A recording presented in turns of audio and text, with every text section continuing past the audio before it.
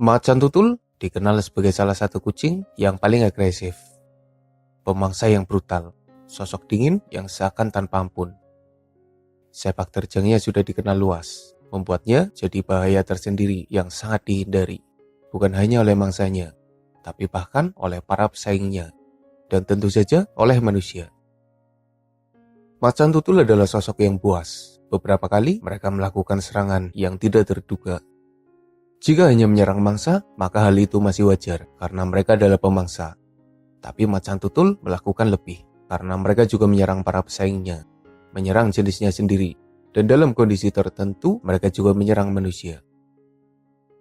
Kehidupannya yang soliter seakan membuat kucing besar ini jadi individu penyendiri yang malah tidak nyaman ketika ada sosok lain di sekitarnya.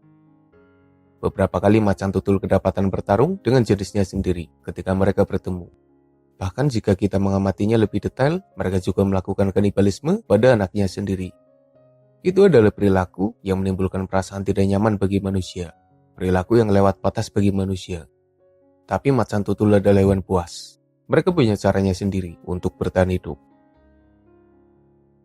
Dengan sifat yang sangat barbar, macan tutul biasanya tidak mentolerir siapapun yang coba mendekat, apalagi mengusiknya. Tapi ada beberapa momen langka di mana macan tutul ternyata bisa menerima sosok lain yang ada di sekitarnya. Jika kita mendapati macan tutul hidup bersama, kemungkinan mereka sedang berpacaran. Itu adalah kebersamaan singkat dengan tujuan yang jelas. Kemungkinan lain itu adalah induk dan anaknya yang sudah mulai besar, atau saudara yang belum berpisah. Kebersamaan macan tutul mungkin jarang terjadi, tapi masih wajar. Tapi bagaimana jika macan tutul ternyata bisa menerima hewan lain dan malah bersahabat dengan mereka? Seekor sapi telah mengejutkan banyak orang karena ia bisa berteman dengan macan tutul. Kejadian unik ini terjadi pada kisaran tahun 2002 silam, tepatnya di desa Antoli, wilayah Gujarat, negara India.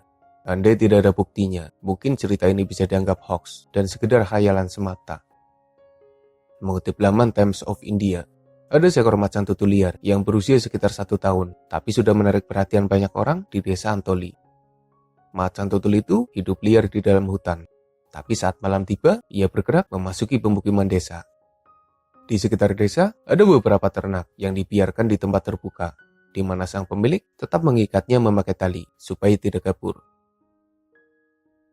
Awalnya penduduk desa merasa khawatir. Mereka mengira macan tutul itu akan menyerang kambing atau sapi warga. Tapi ternyata dugaan mereka salah. Macan tutul itu tidak berniat jahat. Ia sengaja memasuki pemukiman manusia demi bisa menemui seekor sapi yang merupakan ternak warga. Macan tutul mendekat, mengawasi kondisi di sekitarnya. Lalu ia mendekati sapi, memeluknya, dan bahkan bersandar padanya. Normalnya, sapi pasti akan ketakutan ketika kedatangan macan tutul. Tapi sapi yang satu ini juga unik. Pasalnya, ia terkesan biasa saja dan malah menerima kedatangan macan tutul itu. Sapi membiarkan macan tutul bersandar padanya, bahkan sapi juga menjilati macan tutul itu. Kejadian ini terus berlangsung selama beberapa kali, hingga kemudian banyak warga yang penasaran dan akhirnya ikut menyaksikan kejadian aneh itu. Mereka terpukau dengan persahabatan sapi dan macan tutul. Sayangnya kehadiran manusia yang kepo malah menyebabkan macan tutul merasa tidak nyaman. Mengetahui jika gerak-geriknya diperhatikan manusia, macan tutul itu mulai mengurangi intensitas kunjungannya pada sapi yang jadi sahabatnya. Dan hingga akhirnya tidak lagi mengunjunginya sama sekali. Andai saja tidak ada bukti, mungkin cerita ini akan dianggap sebagai khayalan. Tapi untungnya, beberapa orang berhasil mengabadikan momen langka itu. Setelah cerita ini viral, lalu bermunculan berbagai narasi yang terkesan dilebih-lebihkan. Ada yang mengatakan, jika macan tutul itu menganggap sapi sebagai induknya. Ada pula yang mengatakan, jika sapi itu mengadopsi macan tutul sejak bayi.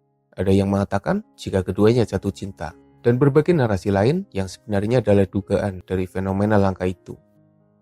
Apapun itu, tapi admin sendiri menganggapnya sebagai suatu pertemanan yang sangat spesial. Pertemanan antara mangsa dengan pemangsanya, yang notabene hampir tidak punya teman sama sekali di sepanjang hidupnya yang menyendiri. Selain sapi, sebenarnya ada beberapa mangsa yang juga bisa berteman dengan macan tutul.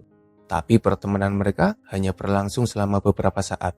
Dan sebenarnya itu bukanlah pertemanan yang tulus. Karena macan tutul hanya bermain-main saja sebelum meneruskan pekerjaannya sebagai seekor pemangsa. Dalam beberapa momen, macan tutul berhasil menangkap mangsa kecil yang tidak berdaya, entah bayi impala atau bahkan bayi babun yang ikut terbawa ketika macan tutul memangsa induknya. Normalnya, macan tutul akan memakan mangsa kecilnya itu sesegera mungkin, apalagi mereka tidak bisa melakukan perlawanan berarti sama sekali. Tapi di momen itulah terjadi sesuatu yang langka dan susah dipahami manusia. Macan tutul yang seakan sudah berkuasa penuh atas mangsa kecilnya malah mengajaknya bermain-main. Macan tutul menggoda mangsa kecilnya, berpura-pura menyerangnya, lalu memeluknya, membiarkannya begitu saja, dan bahkan bersantai bersama. Tentu saja itu adalah sesuatu yang tidak biasa, di mana macan tutul bisa menghilangkan sifat puasnya barang sejenak, hanya untuk menerima sosok lain di sekitarnya. Kebersamaan mereka memang aneh dan susah dijelaskan, tapi ketika waktunya usai, maka kenyataannya mulai bisa dipahami. Setelah pertemanan aneh yang terjadi, macan tutul meneruskan tugasnya sebagai pemangsa. Ia menyelesaikan mangsa kecil yang sebelumnya diajak bermain, lalu memakannya, dan seakan tidak terjadi apapun sebelumnya, padahal baru saja keduanya bermain bersama layaknya teman yang sudah akrab. Beberapa orang menduga bahwa macan tutul sudah mengetahui situasi yang ada. Mangsanya tidak bisa melarikan diri atau bahkan melawan. Macan tutul juga tidak terlalu lapar, sehingga ia menunjukkan sifat isengnya dengan mengajak mangsanya bermain dulu. Dan setelah bosan, macan tutul itu menuntaskan tugasnya tanpa belas kasihan. Bagi mangsa kecil yang dijadikan teman bermain macan tutul, mungkin hanya mengikuti arahan dari pemangsa yang sudah menguasainya itu. Mereka sadar sudah tidak punya daya untuk melawan, sehingga mereka sudah pasrah. Tapi kalau dipikir lagi, pertemanan itu malah seperti tekanan mental yang lebih mengerikan daripada sekedar serangan singkat yang mematikan. Mangsa kecil itu pasti tersiksa mentalnya karena dipaksa melakukan sesuatu yang tidak seharusnya oleh sosok yang sudah menguasainya secara penuh.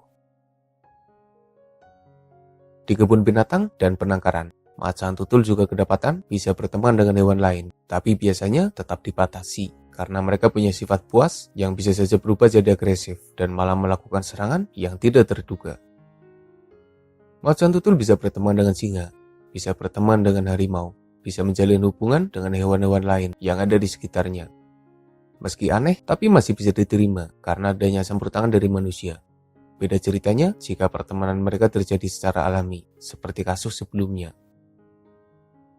Di alam liar, macan tutul sering kedapatan menjalin interaksi dengan beberapa hewan yang sebenarnya adalah lawannya. Mereka pernah mendekati kerbau yang sedang berendam, mendekati badak, makan bersama buaya, dan yang paling nyeleneh adalah kebersamaan macan tutul bersama hyena. Kedua hewan ini adalah pesaing. Keduanya saling menyerang, saling berebut mangsa, dan bahkan saling memangsa. Tapi ada kalanya kedua hewan ini bisa terlihat bersama. Entah kebersamaan yang saling mengabaikan, atau kebersamaan yang memang saling menerima. Tapi ada potensi keduanya bisa menjalin interaksi yang baik. Atau nyatanya mereka juga pernah kedapatan sedang makan bersama tanpa saling menyerang. Tentu saja itu adalah perilaku yang aneh.